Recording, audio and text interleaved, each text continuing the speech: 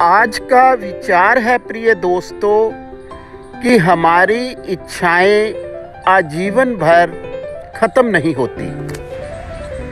कुछ अभिलाषा तथा कुछ तमन्ना हमारी प्रौढ़ अवस्था तथा बुढ़ापे तक बनी रहती हैं। एक कवि ने लिखा है, हासिले जिंदगी हसरतों के सिवा कुछ भी नहीं। हासिले जिंदगी हसरतों के सिवा कुछ भी नहीं। ये मिला नहीं, वो किया नहीं, ये हुआ नहीं, वो रहा नहीं। प्रिय दोस्तों, हमारे जीवन में बुढ़ापा एक अनिवार्य अवस्था है। जीवन के इस चरण में physical, mental, emotional, financial, social आदि समस्याएं आनी ही होती हैं।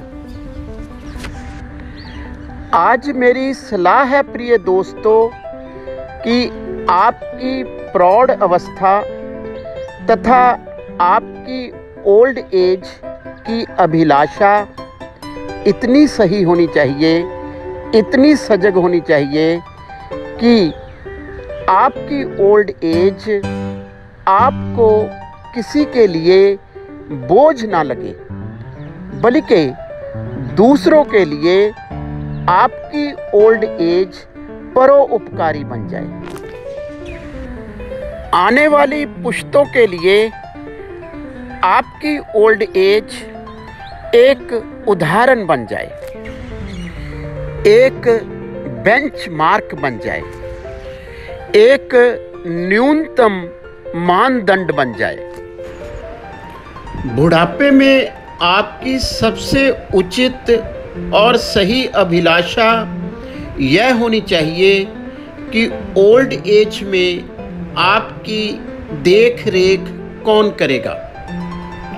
वैसे तो अपने आप को अपनी आदतों से तथा सदाचारी जीवन से सक्षम बनाते रहिए कि आपकी जीवन की इस संध्या में खुद की देखभाल आप खुद कर सकें। लेकिन इस संदर्भ में मैं आपको अवगत कराना चाहता हूँ कि आपकी फाइनेंशियल हेल्थ इसमें एक अहम रोल अदा कर सकती है। यदि आपके पास फाइनेंशियल रिसोर्सेज तथा इनकम है तो आपकी देखभाल के लिए कई हाथ जुड़ जाएंगे। आपके अपने बाल बच्चे आपके साथ सदा के लिए रहना पसंद करेंगे। यहाँ तक कि आप कई अपने बूढ़े साथियों का हाथ भी थाम लेंगे। सो अपने बुढ़ापे में शांति प्रिय रहिए, अमीर रहिए और एक शक्तिशाली इंसान बनकर रहिए। समय से पहले वितरण मत कीजिए, बल्कि अपनी संपत्ति का आनंद अपने बच्चों के संग लेते रहिए।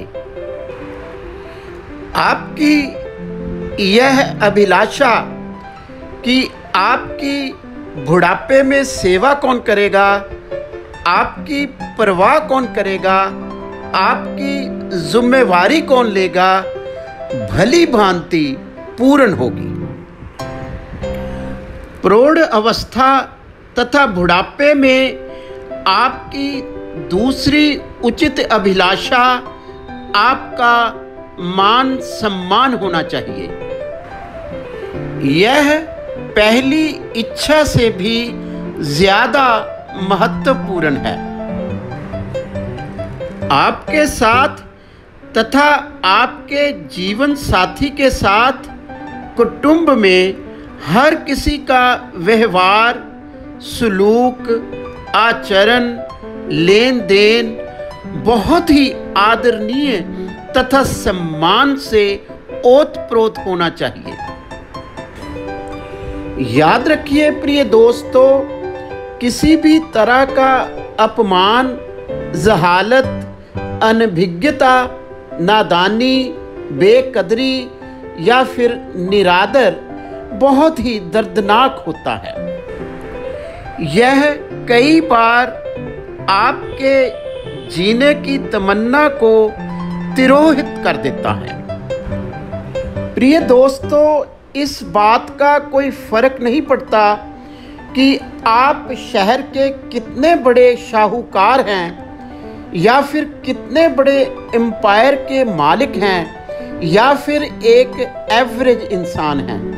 मान सम्मान की, आत्म सम्मान की अभिलाषा हमेशा स्ट्रॉन्ग रखिए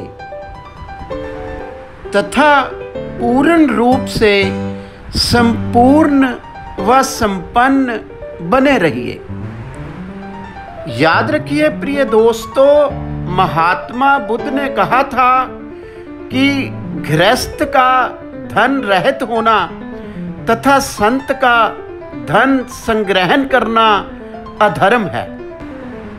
इसलिए इस अभिलाषा को पूर्ण करने के लिए धर्म का पालन करिए, अमीर बने रहिए, समय से पहले अपनी संपत्ति का वितरण मत करिए। कभी भी यह फिक्र ना करिए कि आपके बाद आपकी संपत्ति के कारण आपके बच्चों में झगड़ा हो जाएगा। 20वीं सदी के बच्चे बड़े विवेकी हैं।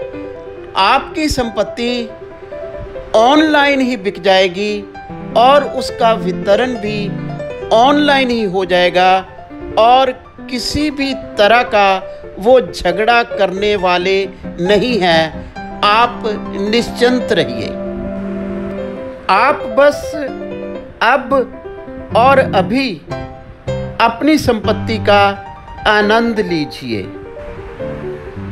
प्रौढ़ अवस्था में तथा बुढ़ापे में तीसरी इच्छा पहली 2 इच्छाओं से भी ज़्यादा महत्वपूर्ण है दोस्तों। सद्गुरु ओशो ने कहा था कि अभागा वो व्यक्ति नहीं है जिसका कोई एक अंग नहीं है या कोई गरीब है, बल्कि अभागा वो व्यक्ति है जिसके जीवन में साधना नहीं है, जिसके जीवन में मेडिटेशन नहीं है। सो प्रिय दोस्तों, प्रौढ़ अवस्था तथा बुढ़ापे में साधना की अभिलाषा कीजिए। बुढ़ापा प्रायः अध्यात्मवाद, अनासक्ति, ह्यूमिलिटी, काइंडनेस, फॉरगिवनेस, फ्यूजन से डोमिनेटेड होता है प्रिय दोस्तों। इसलिए अनावश्यक हमारी अभिलाषा होनी चाहिए कि हम तटस्थ रहें, निर्लेप रहें और वियोग में जिए। बुढ़ापे में प्रिय दोस्तों किसी भी बंधु के साथ कोई मुकाबला, कोई विरोध आपके बुढ़ापे को परेशान, अशांत और व्याकुल कर सकता है। याद रखिए प्रिय दोस्तों, हमारा व्यवहार ही हमारा धर्म है। कभी कभी मौन हो जाना ही हमारी साधना है।